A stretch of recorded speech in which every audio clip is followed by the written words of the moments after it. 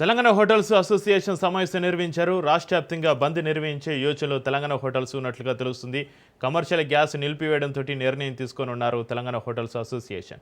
Telangana hotels association హైదరాబాద్లో అత్యవసర సమావేశమయ్యారు. ఇప్పటికే బెంగళూరు సహా ముంబై నగరాల్లో హోటల్స్ బంద్ నిర్వహిస్తున్నాయి. తమ భవిష్యత్తు కార్యాచరణపైన సమావేశంలో చర్చించారు.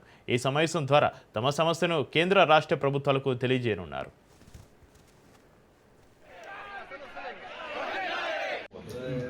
ఇరాన్ ఇజ్రాయెల్ ఉద్రిక్త పరిస్థితుల నేపథ్యంలో ఇది మళ్ళీ రేపు ఏం జరుగుతుందో చెప్పలేము.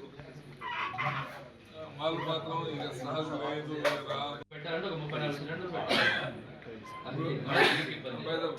రెగ్యులర్గా వాళ్ళు రెగ్యులర్ మీద ప్రతిరోజు వచ్చి ఇన్సిడెంట్ కావాలని అది ఇచ్చేవాళ్ళు. మరి గ్యాస్ అనేది ప్రతి నిత్యము ప్రతి వారికి అవసరం ఉన్న రోజు. అటువంటి పరిస్థితి మరి